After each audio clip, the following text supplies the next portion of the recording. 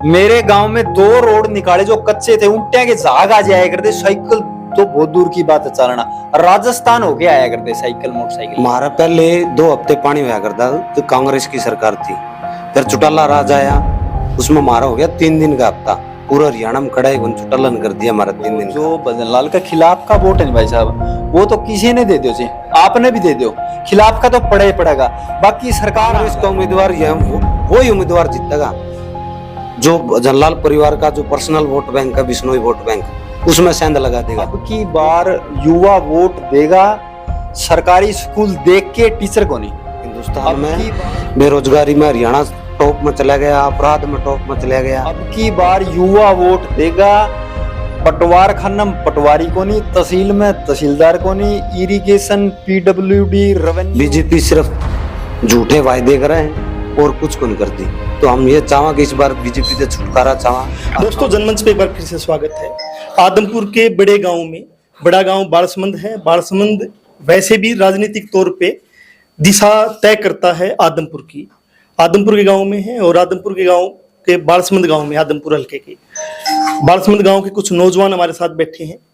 उनसे मैं बात करना चाहेंगे कि अब जी चुनाव चला हुआ है, चुनाव के टाइम में वो लोग क्या सोचते हैं, वोट डालते हुए क्या सोचते हैं, अपना उम्मीदवार चुनते हुए क्या सोचते हैं। तो सर, क्या नाम आपका? नमस्कार, मेरा नाम प्रदीप है सर। प्रदीप, क्या करते हो? खेती करते हैं, जमींदारा। खेती करते हो तो लगभग यहाँ आंदोलन चलते रहते हैं खेती के लिए, कभी पानी के लिए, कभी मुआवजे के लिए। सर, हमारा तो सारा एरिया आंदोलित ही रहा है बीजेपी के 10 साल में। कभी पानी के लिए, कभी मुआवजे के लिए, कभी किसी के लिए। तो यहाँ सबसे बड़ी दिक्कत यह जी, सबसे बड़ी समस्या तो हमारे 15-20 गाँव में हम पानी की है। हमारा पहले 2 हफ्ते पानी हुआ करता जो कांग्रेस की सरकार थी। फिर चौटाला राज आया, उसमें हमारा हो गया 3 दिन का हफ्ता। पूरा हरियाणा में कड़ाई चुटालन कर दिया हमारा 3 दिन का हफ्ता। ये बीजेपी सरकार में भी एक ही हफ्ता है, इसके लिए हमने लड़ाई लड़ी 2 हफ्तों के लिए, लेकिन बीजेपी ने नहीं किया। तो अब हमारे पूरे एरिया में, हमारे जो एरिया है बालासमुंद सबसे बड़ा गांव है और बालासमुंद तक चुनाव चला है आदमपुर का। हमारा जितने काम जब तक हरियाणा अलग होया है, पंजाब हरियाणा ज्वाइंट थे, उसका बाद में सबसे ज्यादा काम करे भूपेंद्र सिंह हुड्डा ने। पेरिस बना दिया हमारा गांव ने, उससे पहले कदे को नहीं हुई, चाहे किसी का राज रहा हो। नहीं, सवाल ये है कि अभी 10 साल बीजेपी का राज रहा है, आप कह रहे हो कि पानी कम हो गया। आंदोलन मैंने लगभग यहाँ बालसमंद में कवर करता रहा हूँ। चुनाव के टाइम वोट डालते हुए आप लोग क्या देखोगे? वोट डालते समय एक तो सर ये देखें, बेरोजगारी बहुत ज्यादा होगी पूरा हरियाणा में। पूरी हिंदुस्तान में बेरोजगारी में हरियाणा टॉप में चला गया, अपराध में टॉप में चला गया, रोज फिरौतियां मांगी जा रही है, कानून व्यवस्था नाम की कोई चीज को नहीं। बीजेपी सिर्फ झूठे वायदे कर रहे हैं और कुछ को नहीं कर दी। तो हम ये चाहें कि इस बार बीजेपी से छुटकारा चाहें और कांग्रेस की सरकार हरियाणा में आवे। नहीं, छुटकारा तो चाहते हो। आदमपुर एक परिवार का लगातार लंबे टाइम से एक परिवार के व्यक्ति बनते रहे। यहाँ पूर्व मुख्यमंत्री चौधरी भजनलाल रहे हैं, उसके बाद कुलदीप बिश्नोई है, उसके बाद उसका बेटा भव्य बिश्नोई बन गया है।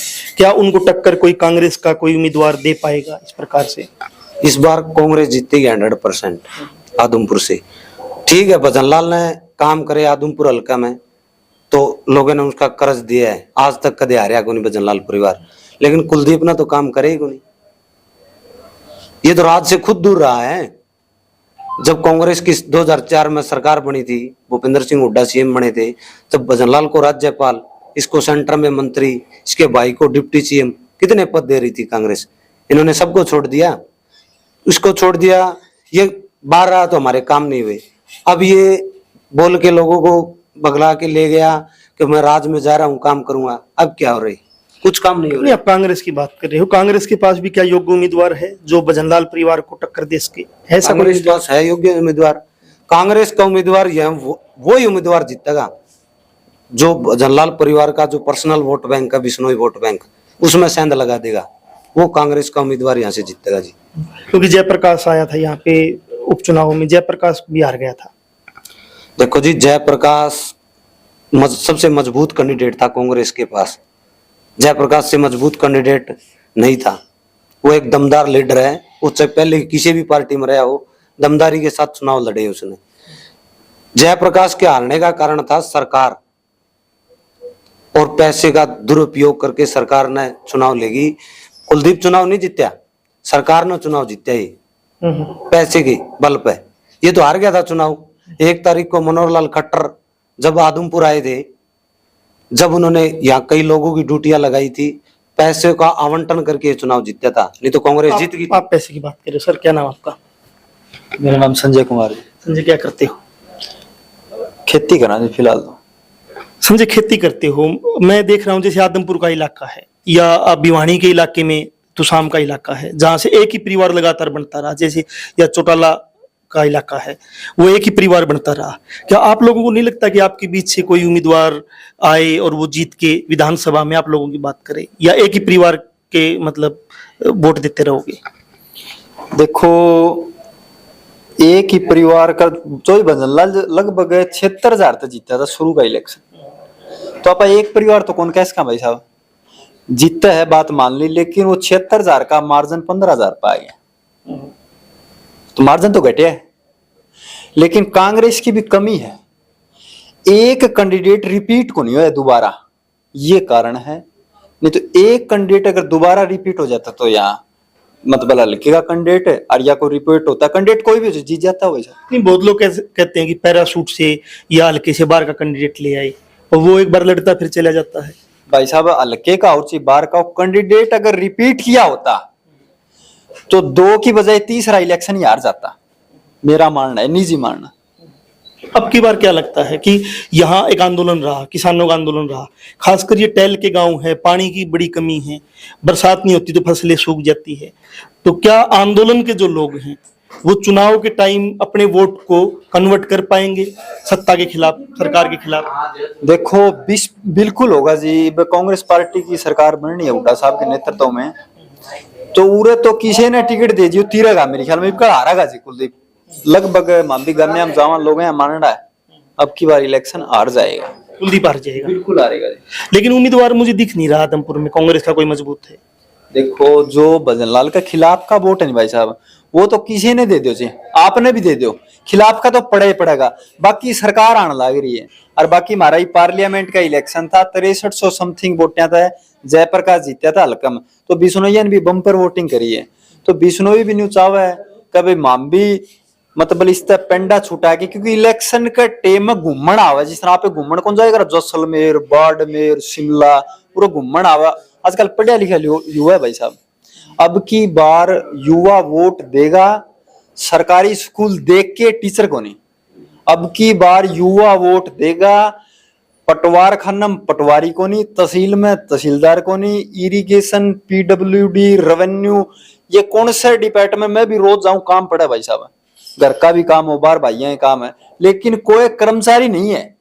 ऐसे हालात था बिल्कुल, किसी से पूछ के देखो आप गांव में, हल्के में।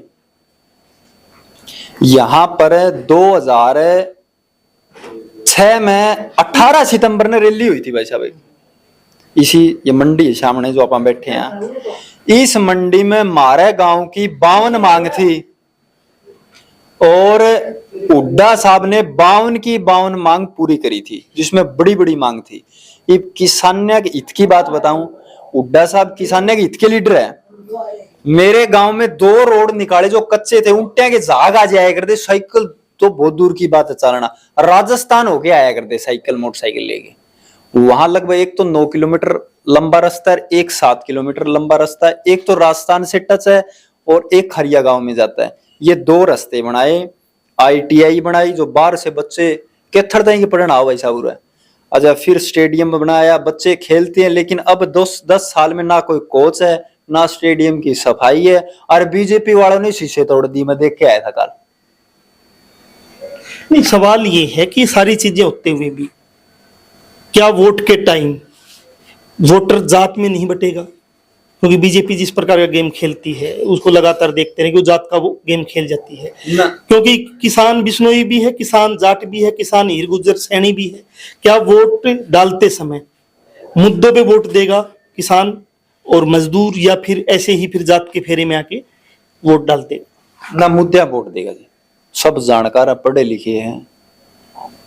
पहले आदमिया गिल्ला वोट होया करते, ये मेरे वर्गा को बेवकूफ गिल्ला वोट होया करते 300-400 वे को नहीं। लोग पर्सनली देखा मुद्दे, अभी मुद्दे देखते हैं। मुद्दे देखते हैं। अब वो बात नहीं। अब कल की बात बताऊं, एक बीजेपी का सांसद है रामचंद्र जांगड़ा, उसका मैं कल लाइव टेलीकास्ट देखा था। वो आपने पूरा हरियाणा शर्मसार है। बोले मेरे वर्गा बुढ़ा आदमी जो हॉस्पिटल में जाओ नहीं, जे कोई जवान नर्स पाजे तो हाथ पकड़ दे, बीमारी दूर हो जाए। वो तो बहुत अश्लील भाषा है एक सांसद की। उससे पहले भी वो किसानों को जब आंदोलन में थे वो कह चुका है कि ये शराब पीने वाले लोग बॉर्डर पे बैठे हैं, घरों में इनको जगह नहीं मिलती। वो बेहुदी बातें करता रहता है। ठीक है, उसकी बात न करके मैं फिर एक बार आदमपुर पे और बालसमंद के इस इलाके पे आना चाहता हूँ। बालसमंद का इलाका टैल पे है, क्या नई उम्मीदें जगेगी आपके बीच में? न बिल्कुल भाई साहब, पानी भी आएगा सरकार आने पे, पानी आता भी था। अब सारे तो आदमपुर के रोड टूटे पड़े हैं। चाहे आप जाओ बाड़समंद से डोबी, काबरेल, सीसवाड़, आदमपुर, उधर सदलपुर जाओ, फिर वापस घूम के आओ मोहब्बतपुर, मोड़ा खेड़ा, गुड़साड़, तेलनाड़ी, कुतियाड़ी, बंडड़ी, बुड़ाक होके बाड़समंद आओ, सारे रोड टूटे हैं। गाड़ियां टूट चुकी। 9-9, 10-10 लाख रुपए लगा के भाई साहब कोई गाड़ी ले आवा है। लोग गाड़ बकाए इस बीजेपी सरकार ने और इस कुलदीप बिश्नोई ने आदमपुर का भट्ठा बिठा दिया। लोग तंग आ गए। आप कांग्रेस बीजेपी की बात करें, दूसरी भी पार्टियां हैं, इनेलो भी है, जेजेपी भी है, उनका क्या रहेगा कि उनके उम्मीदवार भी आएंगे? तो कई बार वोट, जैसे उपचुनाव में आपके गांव से उम्मीदवार आ गया था, वो क्या उनको कैसे देखते हो? भाई साहब ये तो वोट काटने वाली पार्टी, इनका कुछ कौन बटा है? अब की बार मेरे हिसाब से कुछ बटेगा नहीं। और पीछे भी पूरे हरियाणा में 1 लाख वोट आए हैं, तो किसी पार्टी से पूरे हरियाणा में 1 लाख वोट।